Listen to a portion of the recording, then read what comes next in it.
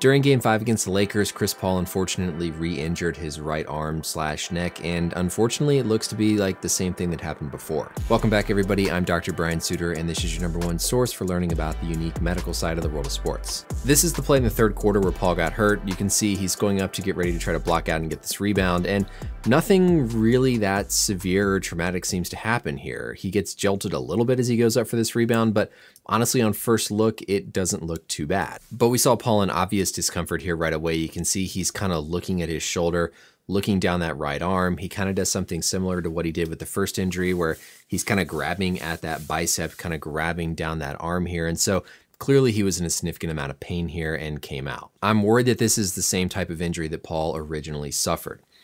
If we look in slow motion here, pay attention to his neck and his head as he goes in for this rebound.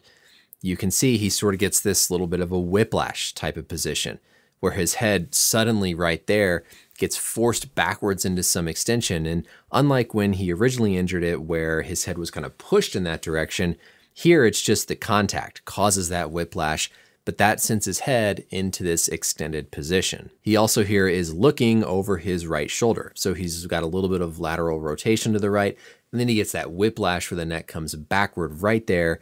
And you can see how he reacts with the pain right away. Remember, this was back when the injury first occurred. You can see he's got that head again rotated to the right, and then he gets knocked into that extended position. So here it was more forced from an external load coming in to bend his neck, as opposed to this most recent time, it was just sort of whiplash. But it ends up being the same sort of result with how the neck and those subsequent nerves can get twisted. The first injury here, we saw Paul again kind of rubbing up and down that arm in the location of the biceps. And then most recently, we see that same sort of thing. Initially, he's kind of grabbing at that arm in that distribution where those nerves are going to be running. Just to give you all the quick refresher again with our biodigital anatomy tools. So the original injury, there were reports, of course, of a stinger. That's what I thought it was.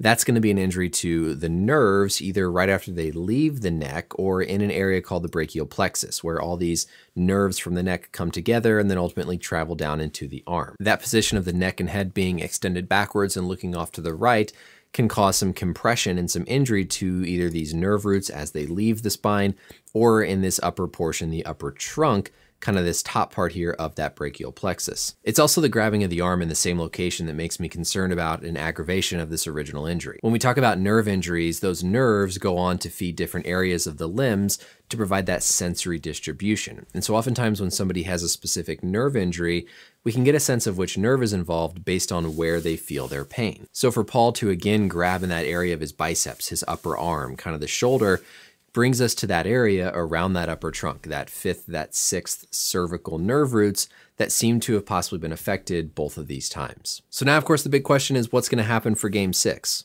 Under the assumption that the initial injury was a stinger, Paul's recovery was much more prolonged than we would typically expect. I would hope by now that any damage to those nerves has recovered so that there's not some underlying damage there that could have been made worse. But the fact that Paul had a prolonged recovery the last time has to raise some concern about a prolonged recovery this time. Certainly the way he responded, he looked to be in just as bad of pain as he was during that initial injury. And we also saw how much it affected him on the court. There's really not much you can do in terms of active hands-on treatment to make those nerves heal faster whenever you have an injury like a stinger. Hopefully Paul is fortunate here in that the symptoms will resolve like they do with a typical stinger or nerve injury, like within less than a day. It does raise concern though that this could be 2 stinger nerve injuries that he suffered within just a 2-week time period. These repeat injuries raise the concern for more necessary evaluation to look and see if there's something structurally going on that's making these much more likely to occur, because this basic kind of hit that we saw in this game wouldn't typically be enough to do this. So in summary, to look at this one more time as Paul is going in here, it's the sudden jolt right there from the Lakers player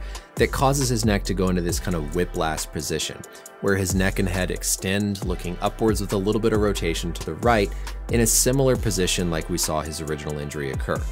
What that can do whenever that neck develops that whiplash is it can injure those nerve roots or that brachial plexus, which is the collection of nerves after it leaves the neck to go travel down into the arm. That's why we see Paul grabbing at his upper arm in that same distribution of where those nerves are going to run, similar to when he had his very first injury. At the time of recording this, the fourth quarter is just getting underway, so hopefully we have some more updates after the game is over, and then I'll fill you guys in as I see necessary here in the coming days. That's it for the video, everybody. Let me know as always any questions or comments down below, and until next time, we'll see you later.